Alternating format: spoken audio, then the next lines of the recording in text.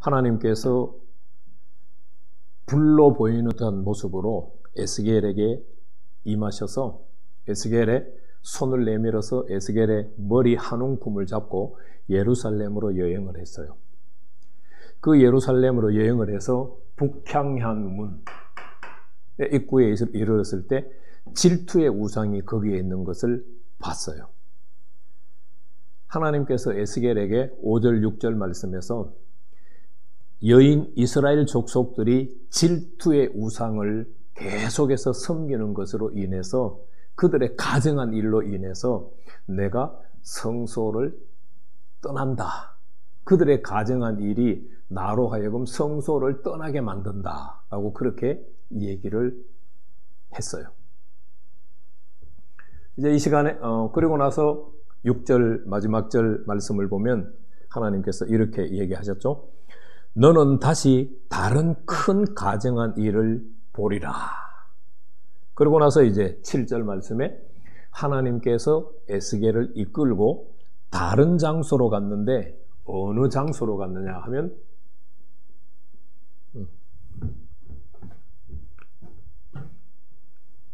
뜰문이라고 하는 장소로 갔어요.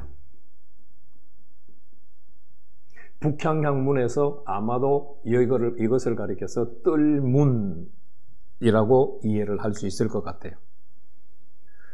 에스겔이 뜰문에 가서 보니까 구멍이 하나 있어요. 그런데 하나님께서 그 구멍으로 안을 들여다보라고 말씀하지 않으시고 아예 그냥 벽을 헐라고 말씀하세요. 실제 상황이 아니에요. 하나님의 환상 가운데서 일어나는 상황이에요. 실제로 벽을 헐면은 에스겔은 어떻게 될까요? 그 안에 있는 제사장들과 사람들에게 그 자리에서 두들겨 맞아 죽어요. 어디라고 하나님의 성전 안에 벽을 헐어요? 영적으로 벽을 헐고 영적으로 벽을 세우고 하는 일이 가능하다는 것을 말하겠죠. 그래서 하나님께서 에스겔에게 구멍으로 들여다보라고 말씀하지 아니하시고 벽을 아예 헐어버려라. 벽을 헐어버려. 그래서 벽을 헐고 안에 들어가 보니까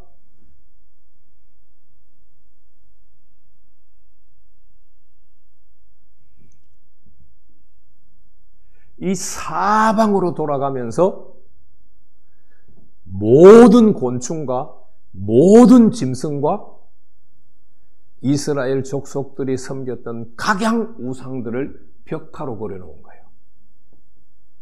벽화. 벽화로 그려놨는데 에스겔이 다시 보니까 거기에 누가 있었어요?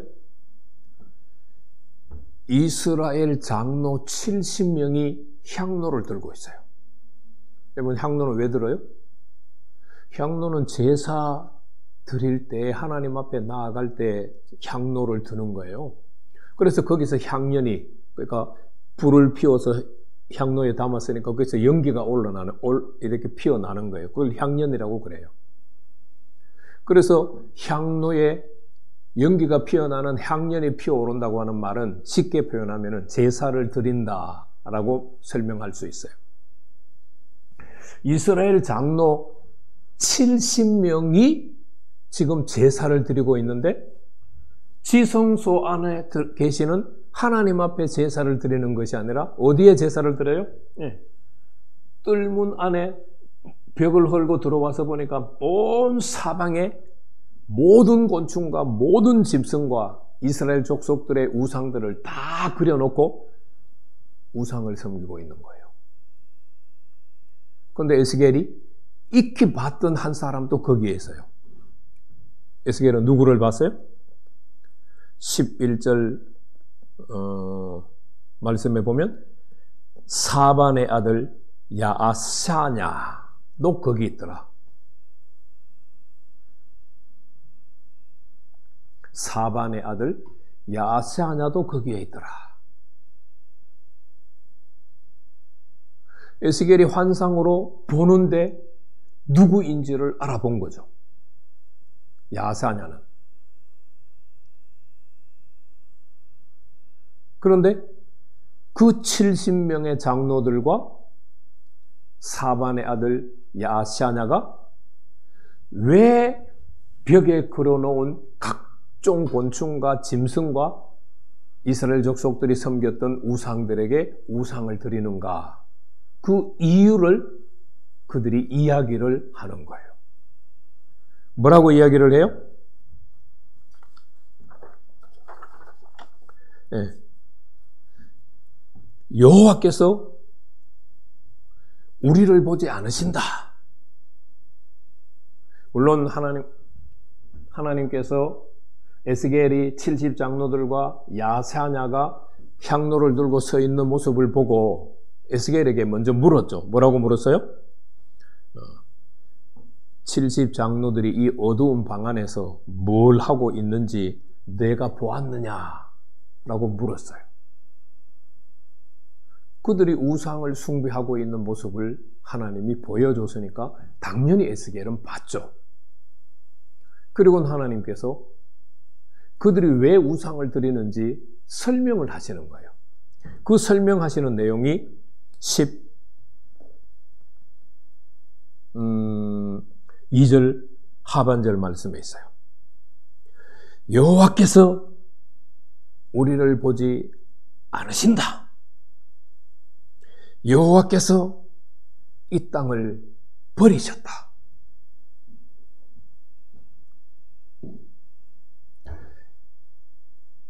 (70명의) 장로들과 사반의 아들 여호샤냐는 하나님께서 자신들의 행위를 보지 않고 하나님께서 이 땅을 버리셨기 때문에 자신들이 벽화를 그려놓고 그 벽화들에게 우상 숭배를 한다는 거예요.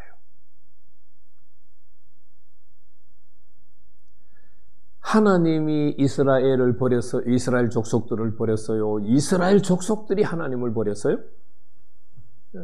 이스라엘 족속들이 하나님과 맺은 언약의 관계를 파기하고 각종 우상을 숭배했잖아요. 하나님은 800~900년 동안 참으시다가 이제는 임계점을 넘었기 때문에 하나님께서 더 이상 참지 않으시고 더 이상 기회를 주지 않으시는 거예요. 더 이상 참지 않으시고 더 이상 기회를 주지 않는다는 것이 18절, 17절, 18절, 8장 17절, 18절에 가면은 뭐라고 표현되어져 나오느냐? 내가 그들을 더 이상 불쌍히 여기지 않는다. 내가 그들에게 더 이상 긍휼을 베풀지 않는다는 말로 표현이 되는 거예요. 자신들이 언약 관계를 깨버리고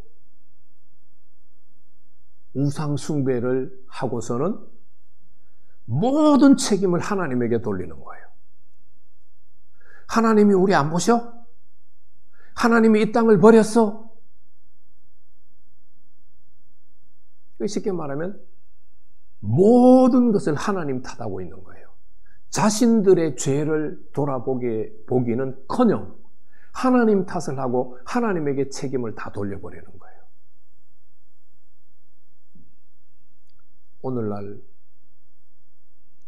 성도들도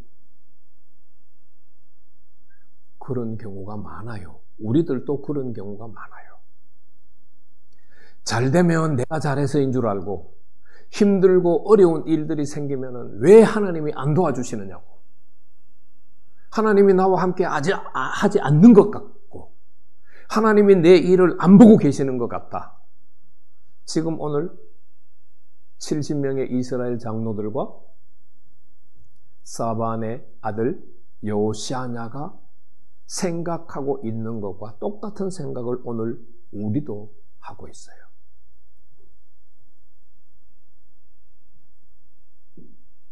하나님이 우리를 지켜보실 때는 두 가지 마음이시겠죠. 우리가 죄를 지을 때는 슬픈 마음이시고 돌아오기를 기다리시는 애타는 마음이시겠죠. 우리가 하나님의 말씀대로 살고 모든 일에 감사하고 항상 기도하고 기뻐하면 하나님이 우리를 보실 때 하나님에게 기쁨이 되겠죠. 그래서 하나님께서 성도들에게 주신 본분이 뭐라고 말했어요? 데살로니가전서 5장 16, 17, 18절에서 이렇게 사는 것이 하나님의 뜻이야. 어떻게 해요? 항상 기뻐하라. 쉬지 말고 기도하라. 범사에 감사하라. 이 하나님이 나와 함께 하시고 하나님이 나를 도우시고 하나님께서 내게 역사하실 기회를 보고 계시는 것을 알면 우리가 어떤 어려운 일을 당해도 좌절하지 않을 수 있어요. 걱정 근심하지 않을 수 있어요. 믿음으로 하나님께서 함께 하실 것을 믿고 하나님의 도우심을 구하면서 나아갈 때 고난이 있을지라도 시간이 걸릴지라도 하나님이 도우시는 은혜를 받게 돼 있어요. 그런데 오늘 70명의 이스라엘 장로들과 사반의 아들 여호시아냐는 하나님 우리 안 보셔? 하나님 이 땅 버리셨어? 자신들의 죄로 하나님이 그것을 파기한 것을 깨닫지 못하고 모든 것을 하나님 탓으로 돌려버리고 우상을 하나님의 자리에 하나님을 등지고 벽을 하나님 계시는 옆에든지 등지고든지 이 벽에 그려놓은 벽화들을 향해서 우상을 숭배하고 있는 거예요. 저와 여러분들은 오늘 이스라엘 장로들이 하는 생각을 하지 않기를 바라요. 하나님이 우리를 안 보셔? 않아요. 하나님은 눈을 부릅뜨고 저와 여러분들을 살펴보고 지켜보고 계세요. 이스라엘 장로들은 이 땅을 버리셨어 라고 말하죠. 하나님이 우리를 안 버리세요. 기다릴 때는 있어도 안 버려요. 그러나 그 하나님의 기다림이 끝나면 하나님은 우리를 버릴 수도 있어요. 하나님께서 나와 함께 하신다는 것, 하나님이 나를 지켜보신다는 것, 그것을 꼭 믿음으로 바라보시고 하나님이 기뻐하는 삶을 살 수 있기를 축복합니다.